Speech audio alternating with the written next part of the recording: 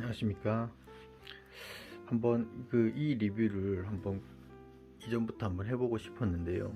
이 지금 보이는 세 대의 타자기 중에 한 대는 이제 디자인이 전혀 다른 모델입니다. 그리고 두 대는 비슷한 듯 하지만 같은 모델, 그리고 이제 두 개는 국산 모델이고 하나는 이제 일본 모델인데요. 케이스 외관에서 보여주는 형태가 비슷하죠. 크기도 비슷하고 이제 조금 각진 디자인과 좀 둥글둥글한 이제 그런 모서리 디자인이 조금 다르긴 한데, 어쨌든 굉장히 좀 체급도 비슷한 것 같고 이런 케이스 형태도 좀 비슷해 가지고 비교하는 리뷰를 좀 이렇게 해드리면 좋지 않을까 싶어서 한번 준비를 해 봤습니다. 일단 케이스를 벗기고 그 다음에 또 설명을 드릴게요. 리뷰를 하기 위해서 제가 따로 구매를 한 이제 타자기입니다. 이거랑 다른 타자기거든요.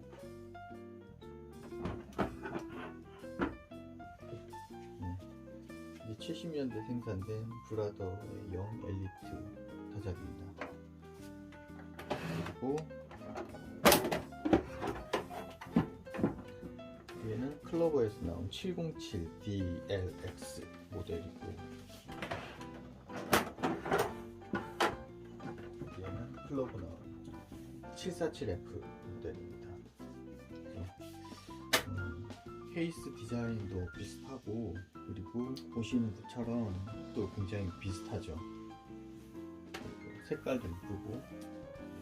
근데 이 두 대는 제가 전혀 이렇게 막 닦아주고 광택도 먹여주고 막 그런 작업은 안 했어요. 그래서 얘는 지금 그쵸, 얘 혼자만 지금 반짝거리죠. 얘는 정말 정성을 다해서 제가 닦아주면서 광택도 막 입히고 그랬거든요. 그래서 사실 때깔이 조금 다릅니다.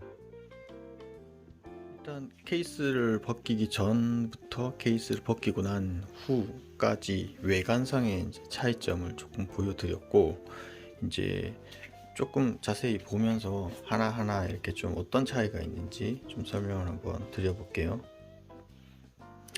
저는 이거 뭐 큰 건 아니지만 이 레버가 이렇게 고정이 이렇게 되고 이렇게 딱 스탠바이 세팅이 딱 이렇게 되는, 요게 참 좀 작지만 좀 큰 차이라고 보거든요. 이게 어떻게 보면 기술이 없어서 그렇다기보다는 좀 뭐랄까, 지금 747TF는 이게 이렇게 딱 고정이 안 돼요. 영 엘리트처럼 케이스를 덮어 씌우면 이제 이렇게 강제로 이렇게 딱 잡아주는 이제 그런 디자인이어 가지고, 얘도 마찬가지죠. 707DLX도 일단은 이렇게 고정이 안 되니까 이게 좀 쓰는 사람 입장에서 조금 불편하더라고요. 일단 707DLX와 747DLF의 좀 눈에 확 띄는 차이점, 이제 여러분들도 좀 보이시는지 모르겠는데, 747DF가 파워 스페이서가 있습니다. DLX는 없죠. 요 기능이 지금 일단 없는 게 이 두 모델의 좀 차이인 것 같고, 영 엘리트도 파워 스페이스는 없습니다. 그리고 이 HL은 타압, 그러니까 타자를 타이핑할 때 칠지는 그런 압력을 조절해주는 레버인데, 이제 하드와 라이트 이렇게 해서 이게 타자기 이 안쪽에 덮개 안쪽에 있는 모델도 있고 이렇게 밖으로 나와 있는 모델이 있거든요. 영 엘리트도 밖으로 나와 있고, 지금 747TF도 그렇고 707DLX도 이렇게 타압 조절 레버가 밖으로 나와 있습니다. 마진을 조절하는 레버는 이렇게, 영 엘리트는 이렇게 플라스틱으로 이렇게 눌러서 조절하는 레버가 달려 있고요.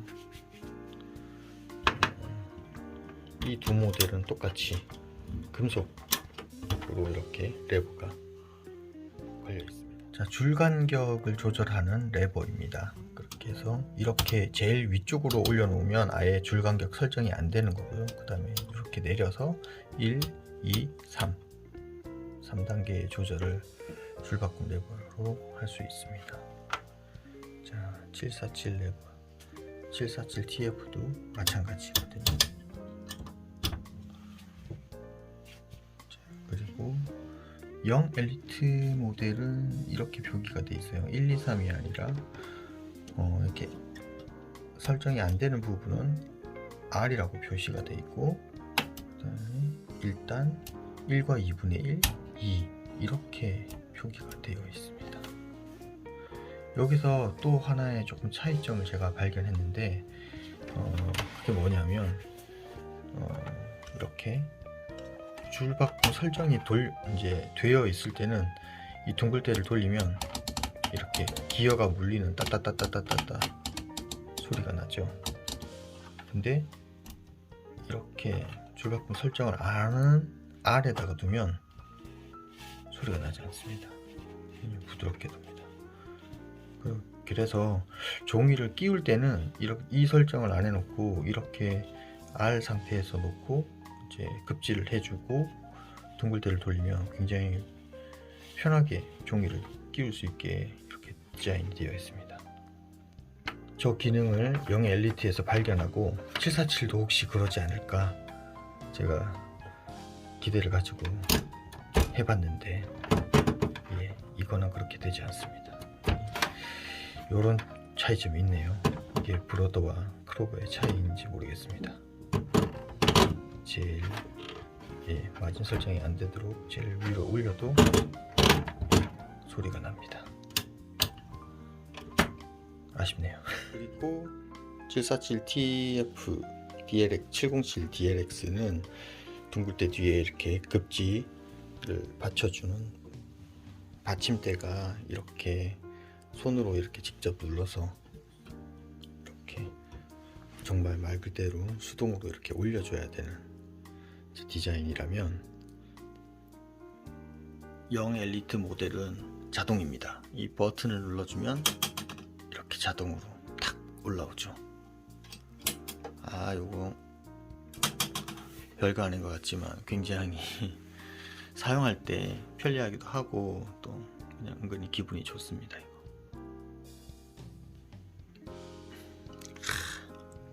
키캡 되게 반짝반짝거리죠. 이 반사되는 거 한번 보십시오. 정말 한 알 한 알 되게 정성스럽게 닦았더니 이제 이렇게 광택이 나니까 너무 기분이 좋죠. 키보드 차이를 한번 보겠습니다.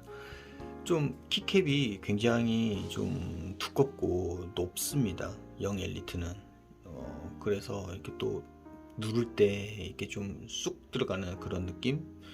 그래서 좀 이 탑 조절 레버랑 같이 조절해서 쓰면 이게 타건감이 소형급 타자기 치고는 타건감이 나쁘지 않다라고 저는 좀 느꼈거든요.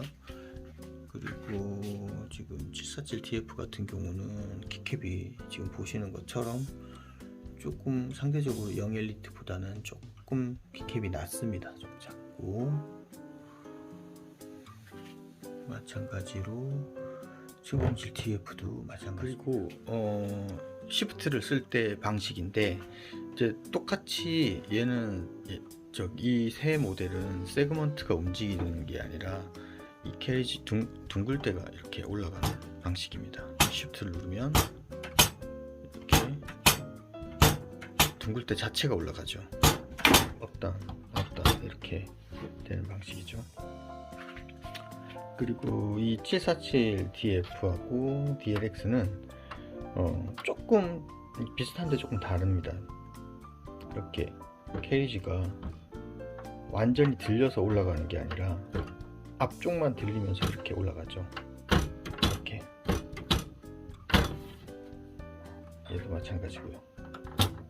이렇게 앞쪽으로 올라가는 방식입니다. 어떤 또 다자기 모델들은 보면 이렇게 이 세그먼트 자체가 올라갔다 내려갔다 하거든요.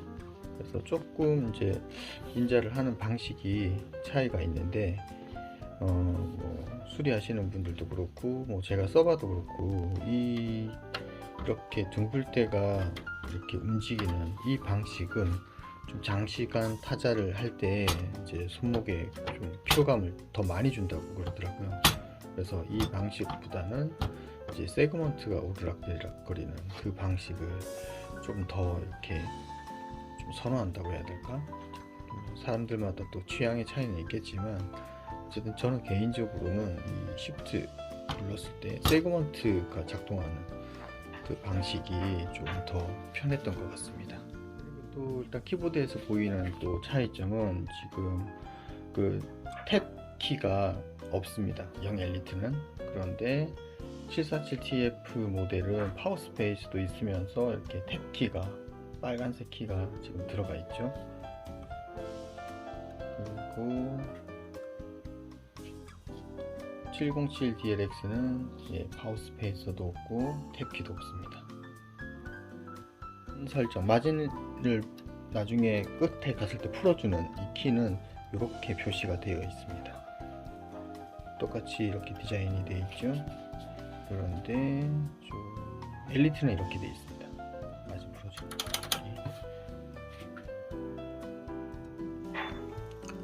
자, 그리고 이렇게 그 캐리지가 움직이지 못하도록 락을 이제 안 쓸 때는 이렇게 잠궈 놓는 락 설정 버튼이 있습니다. 0 엘리트는. 반면에 747TF는 이제 락 설정 버튼이, 잠금 버튼이 없습니다. 707DLX도 마찬가지고요. 이렇게 이제 조금 아쉬운 부분이네요. 커버를 한번 열어볼게요. 커버 여는 방식은 이렇게 들어 올리는 방식입니다. 뒤에서 이렇게 뒤가 걸리고 앞쪽에는 이렇게 스프링이 있어요. 스프링이 이제 여기가 스프링이 걸리는 방식입니다. 뚜껑 케이스 여는 방식도 좀 괜찮은 것 같아요. 그 다음에 747TF는 이렇게 케이스가 열립니다. 지금 안타깝게도 한쪽이 좀 부러져 있는데 이렇게 걸리는 방식이에요. 앞쪽에 이 홈이 여기 홈이 걸리는 방식이고 조금 차이가 있죠. 그런데 어쨌든 좀 뭐랄까 좀 이렇게 걸리는 방식이 그렇게 견고한 느낌은 들진 않네요. 네, 707DLX도 같은 방식입니다. 자, 이제 세그먼트 활자들이 있는 내부를 한번 외관상의 차이를 한번 살짝 한번 보십시오. 어떤 차이가 있는지.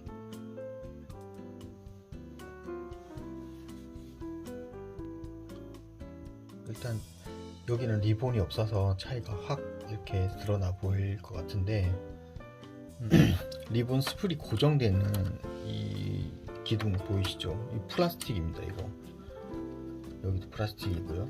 이게 이제 아마 이제 원가 절감을 위해서 이제 이렇게 만들어진 것 같은데 굉장히 조심히 써야 됩니다. 이게 플라스틱이라서 약해가지고 만약에 이제 이게 지금 특히나 자세히 보면 이렇게 그 스풀이 끼워졌을 때 조금 이렇게 고정이 될 수 있도록 끼울 때는 이렇게 오므려졌다가 이렇게 벌어지면서 고정이 되도록 이렇게 또 갈라져 있어서 특히나 더 부러지기가 쉽습니다.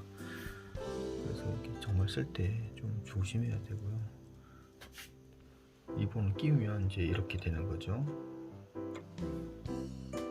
나중에 이 리본 스풀도 제가 따로 한번 설명을 좀 드리려고 하는데 지금 거의 국산의 마라톤 클로버 이제 타자기들은 이렇게 동그라미 4개가 이렇게 딱 있는 요 스풀들 이제 많이 호환해서 사용을 하고 있거든요. 근데 이제 또 외산 타자기들은 스풀들이 조금 모양이 달라요. 끼우는 방식도 다르고 그건 나중에 한번 다루겠습니다. 0 엘리트는 보시면 이렇게 리본 스풀을 잡아주는 이렇게 암이 따로 있어요. 암이 따로 있고 이렇게 빼보면 여기는 또 부속이 금속이죠. 그리고 이렇게 이거 리버스 전환하는 것도 금속으로 되어 있습니다. 일단 부러지지 않을 것 같아도 튼튼해 보여서 좋네요. 마음에 듭니다. 그리고 이 홈은 아마 아시는 분들은 아시겠지만 예전에는 여기 홈에다가 연필심을 이렇게 딱 고정을 시켜서 마찬가지로 DLX도 똑같은 방식으로 이렇게 선을 넣을 수 있게 됐습니다.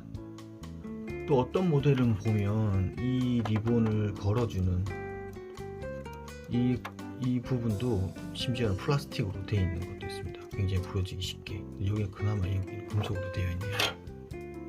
747 TF도 지금 금속으로 되어 있고요.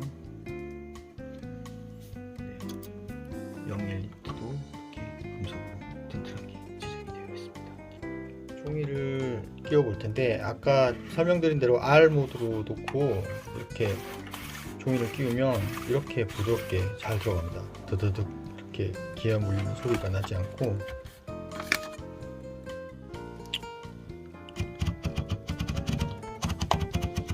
자, 747TF는 이렇게 이제 기어가 물려서 돌아가는 소리가 나죠. 간단하게 이제 타이핑하는 이제 비교를 조금 타이핑 영상을 조금 보여드리고 이제 마무리를 할 텐데요. 이제 종이를 끼웠습니다.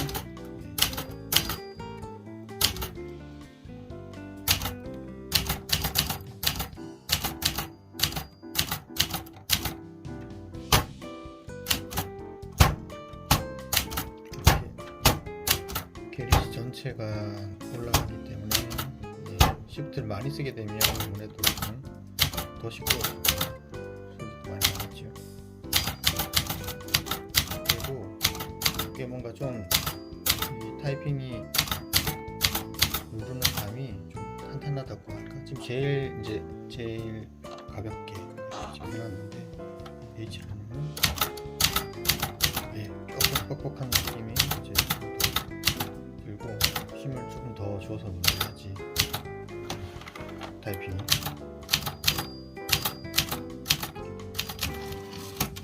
종소리를 들어봐야 되죠. 종소리를 안 들어볼 수 있지.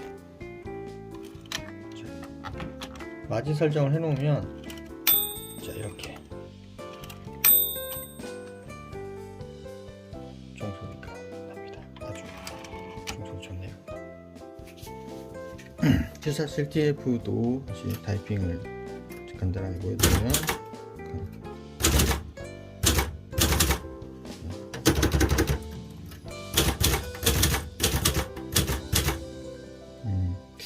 뭐랄까 조금 얘도 조금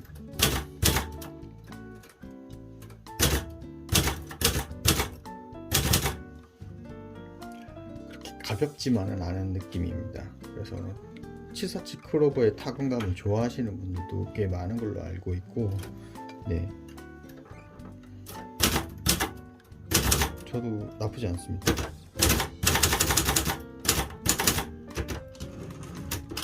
종소리도 아까 영엘리트 종소리하고는 조금 다르죠.